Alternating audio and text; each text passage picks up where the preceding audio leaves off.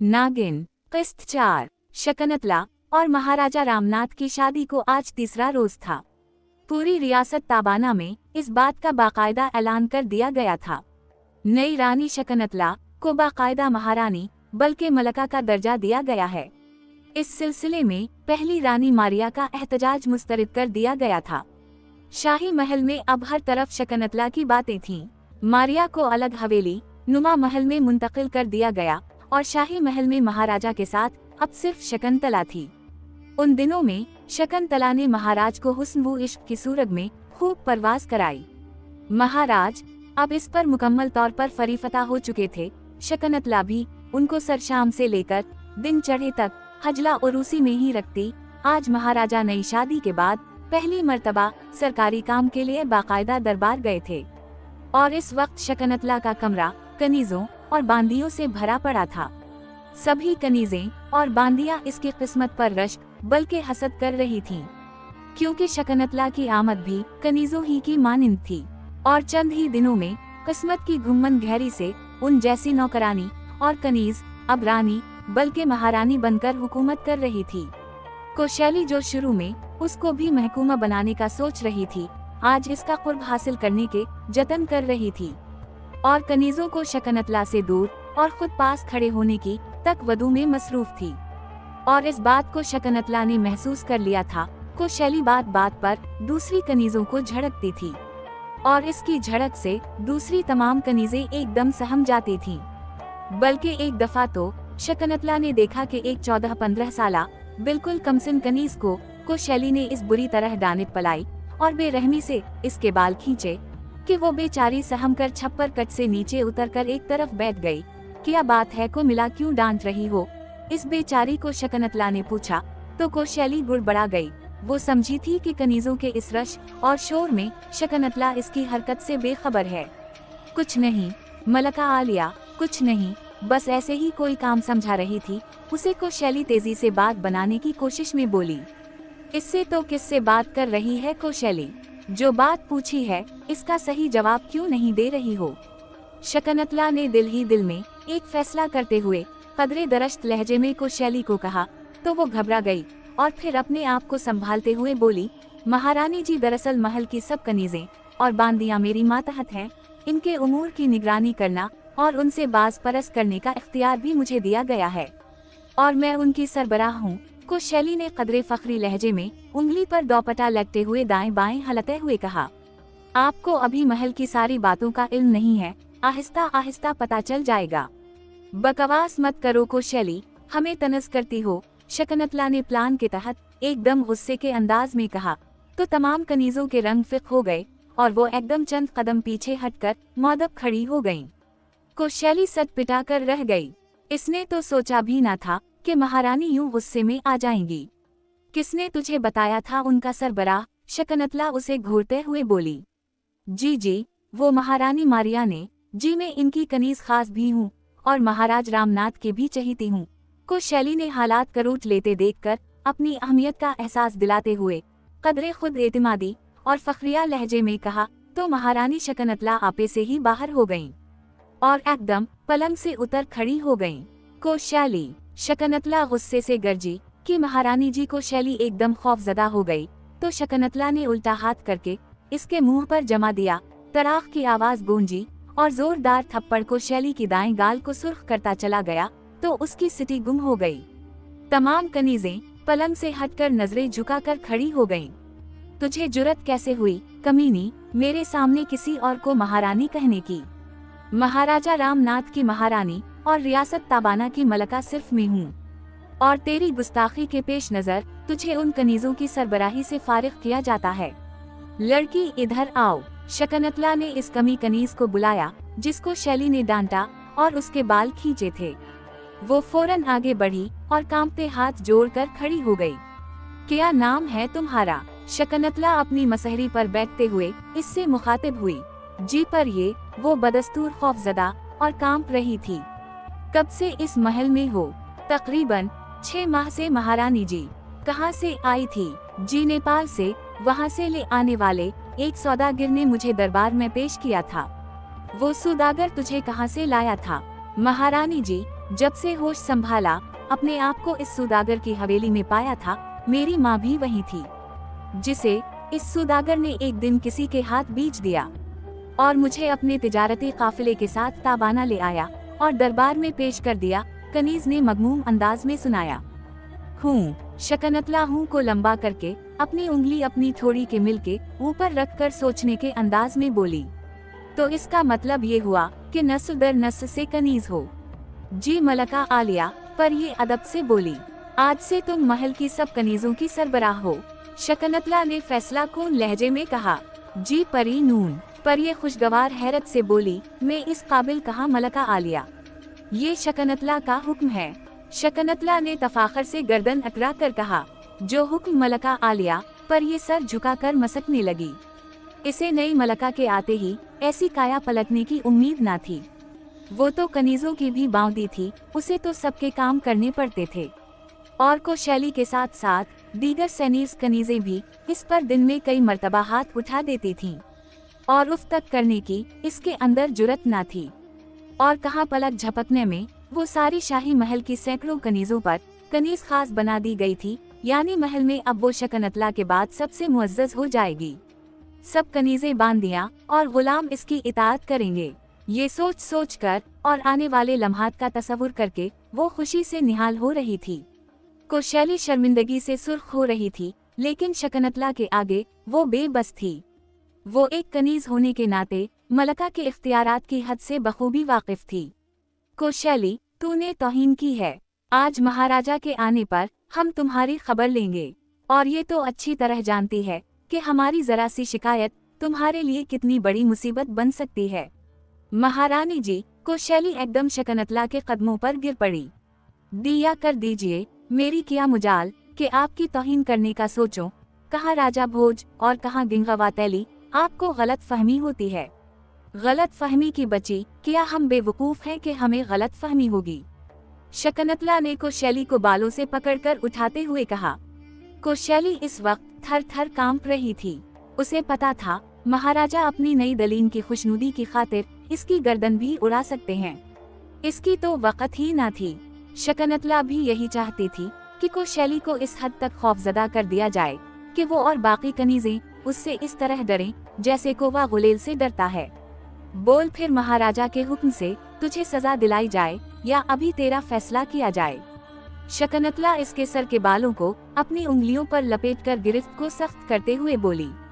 मलका आलिया कोशैली तकलीफ की शिद्दत से हाथ अपने सर पर रखते हुए बोली, मैं आपकी गुलाम, बांदी और दास हूँ। आपके कदमों की धूल हूँ। आप जो भी सजा देंगी मुझे कबूल है। शकनतला की आंखों में चमक गहरी होने लगी। उसे अब इस माहौल में मजा आने लगा था। अपनी अहमियत का अंदाजा हो रहा था उसे। उसने एक जोरदार झटके से कोशैली के बाल छोड़े और उसे धक्का दिया।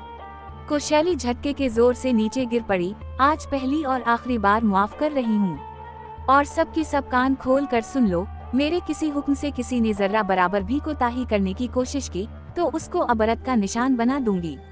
जाओ, दफा हो जाओ सब की सब। शकनतला ने हाथ उठाया और शाहाना अंदाज में बाहर की तरफ इशारा करके सब कनीजों को कहा, तो सब की सब खरामा खरामा चलती हुई कमरे से बाहर जाने लगे। पर ये तुम ठहरो, शकनतला ने परी को आवाज देकर रोक लिया। थोड़ी ही देर में परिये के अलावा कोशैली समेत सब बाहर जा चुकी थीं। अब कमरे में खामोशी छाई थी। संत परी, शकनतला सुकूत को तोड़ते हुए इससे मुखातिब हुई, तुझे कनीजों की सरदार बनाने की वजह यह है कि कोशैली पहली रानी मारिया की कनीज खास है, जिसे मैं शाही महल से निकलवा कर दूसरी हवेली भेजवा चुकी हूँ। मैं नहीं चाहती कि वो यहाँ की सब बातें उसे पहचाए। तुम चूँकि यहाँ नई भी हो और कम उम्र भी, इसलिए तुमको मुंतखब किया है। मुझे विश्वास है कि तुम मेरी आशाओं पर पूरा उतरोगी। महारानी जी, पर ये शकनतला के गोरे गोरे पैरों को चूमते हुए बोली, आपने मुझ कम जात पर जो एहसान और एतमाद किया है, मैं आपको इसमें पूरा उतर कर दिखाऊंगी। यहाँ की कोई खबर मारिया की हवेली में तो जा ही ना सकेगी, बल्कि उल्टा वहाँ आपके खिलाफ जो साजिश होगी उसको भी बरवक्त आप तक पहुँचाने के इंतजामात करूँगी। शाबाश पर ये शाबाश, मुझे तुमसे यही उम्मीद है।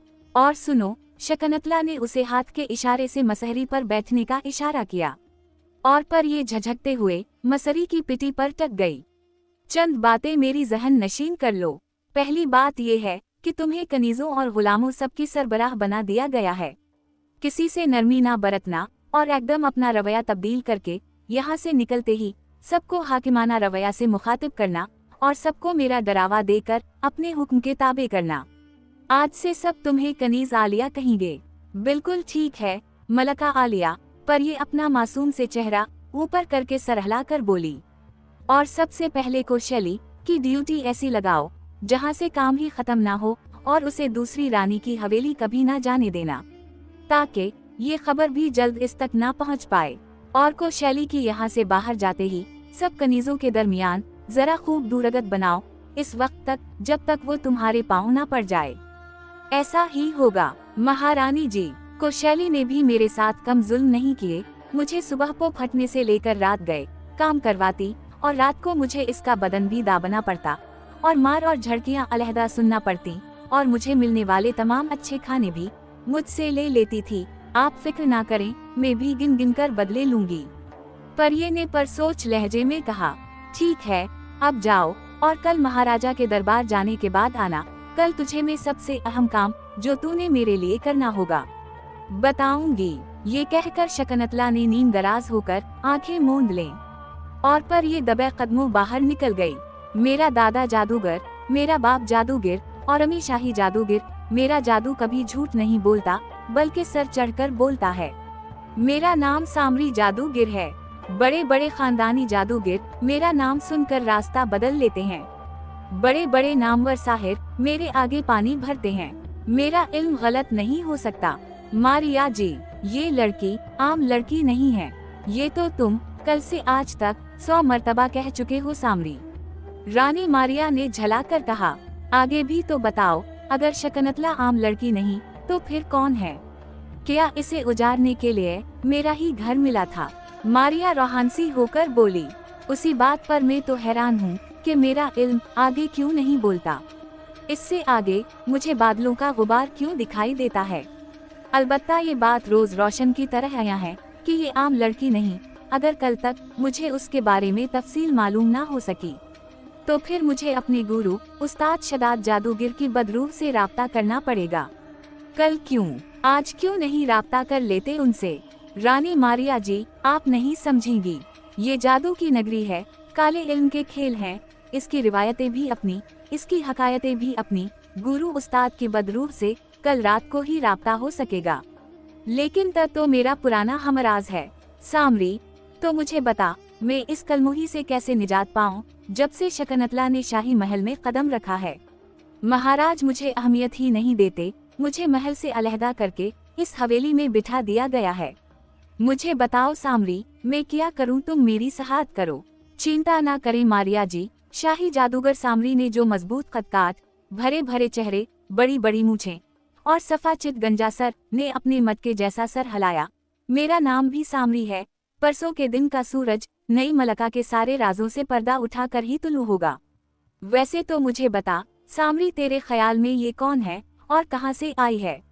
रानी जी, सामरी ने अपनी बटनों जैसी बारीक आंखें दूर किसी नुक्ते पर मरकूज करके कहा, अभी कुछ नहीं कहा जा सकता और अभी महाराजा इसके खिलाफ कोई लफ्ज सुनना भी नहीं चाहते। मेरी मानो तो जल्दबाजी ना करो। मुझे अभी गिरो शदाद की बदरूह से मशवरा कर लेने दो। ये मेरा वादा है कि शकनतला को मैं शाही महल से निकाल बाहर करके रहूंगा। लेकिन मुझे क्या फायदा होगा? महारानी मारिया जी, सामरी एक आंख बंद करके मारिया के चेहरे को बगौर देखकर बोला, तो फिक्र ना कर सामरी, जो तो चाहेगा तुझे वही मिलेगा। मारिया ने लापरवाही से कहा, मगर ना जाना। सामरी ने कहा और कमरे से बाहर निकल गया। अलामत तअज्जुब, मारिया के शाही जादूगर सामरी से खासे अच्छे ताल्लुकात थे। सामरी मारिया पर बुरी आंख भी रखता था और मारिया को अपनी हुस्न और सामरी की नीयत का बखूबी इल्म था और सामरी की उसी कमजोरी से फायदा उठाते हुए उसने उस वक्त सामरी को अपनी शाही हवेली में बुलाया था। सामरी के जाने के बाद महारानी मारिया अपने सुर्ख और सब्ज लंबे भारी मिलेदार लिबास को चिकने फर्श पर खींचती कमरे की खिड़की तक आई और खिड़की से बाहर बाग का नजारा करने गई। और सोचने लगी जब से उसकी शादी हुई थी महाराजा रामनाथ को उसके चिड़चिड़े मिजाज और सख्त रवैया के बाइस दूसरी शादी करने की जुर्रत ना हुई थी, और मारिया अपनी शक की मिजाज तबीयत की बिना पर हर वक्त और हर जगह रामनाथ की निगरानी रखती। ताहम कनीजों और बांदियों से दिल बहलाना चूँकि शाहाना रिवायत थी, अलजा इस रस्म में वो मदाखलत ना करती कि कनीज तो जर खरीद होती है, उससे मारिया को कोई खतरा ना होता। ताहम को शैली जो कि तमाम कनीजों, गुलामों और बांदियों की सरबराह थी, इसने मारिया के लिए जासूसी का निजाम फैला दिया था।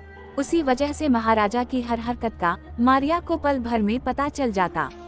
शकनतला और दीगर देहातियों की गिरफ्तारी का भी मारिया को महाराजा के महल पहुंचने से पहले ही पता चल गया था, और शकनतला की महाराजा की कनीज बनने की ख्वाहिश का भी इल्म हो गया था। इस बिना पर मारिया ने कोई नोटिस न लिया था, लेकिन नामालूम शकनतला ने रातों रात महाराजा पर कैसा सूर खून का कि इन्होंने दूसरे दिन ही शकनतला से न सिर्फ शादी कर ली, बल्कि मारिया को शाही महल से दूसरी हवेली मुंतकिल कर दिया। मारिया रूठी बैठी खुदकुशी की भी धमकी दी, लेकिन रामनाथ का फैसला तब्दील ना हुआ और इन्होंने शकनतला को महारानी बल्कि इसकी मर्जी के मुताबिक मलका का खिताब भी दे दिया। ये सब बातें अब मारिया को हजम नहीं हो रही थीं। इसने सामरी से मदद तलब की तो उसने ये एक हैरत अंगेज इंकिशाफ किया कि उसका काला इल्म भी शकनतला के माजी में झांकने की सलाहियत नहीं रखता था, और अब सामरी अपने उस्ताद से मदद लेने का कह कर गया था, और आज सुबह से शाही महल से इसकी जासूस कनीजों ने कोई खबर भी ना पहुंचाई थी। कोशैली का ख्याल आते ही मारिया अचानक चौंक पड़ी। आज सुबह से कोशैली शाही महल आई थी, इस तरह तो कभी नहीं हुआ। कोशैली तो एक अरसा से हर रोज सुबह सौरे भोजन के वक्त उसे सारे महल की रिपोर्ट पेश करती थी, लेकिन आज वो गायब थी। कोशैली क्यों नहीं आई? कहीं शकनतला को पता तो नहीं चल गया कि कोशैली महारानी की जासूस है?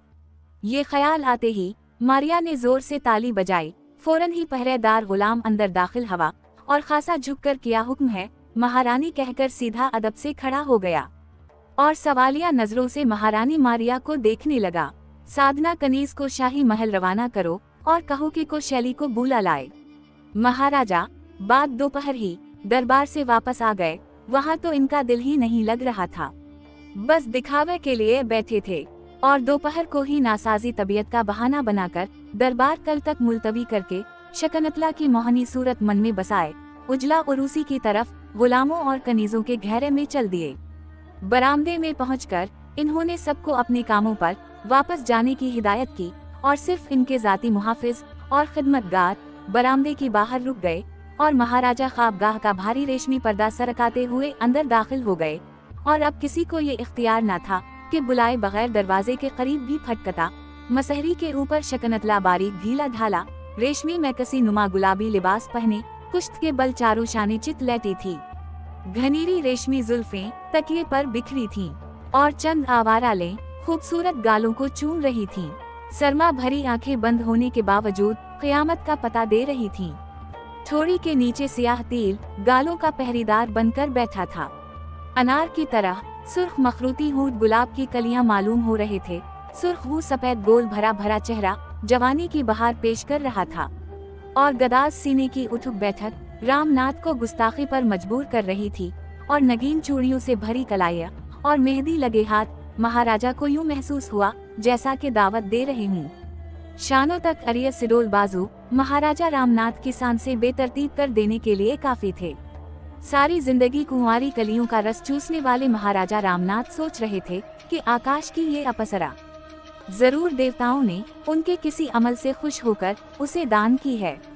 शकनतला का बारीक लिबास से झानकता जवां जिस्म महाराजा को बेसब्रा बना रहा था। अब रामनाथ मजीद हुस्न की ताब ना ला सके और हानते कुत्ते की तरह एक ही जसद में मसहरी के ऊपर छलांग लगाकर पहुंच गए और प्यार की मुहरें सबत करने लगे।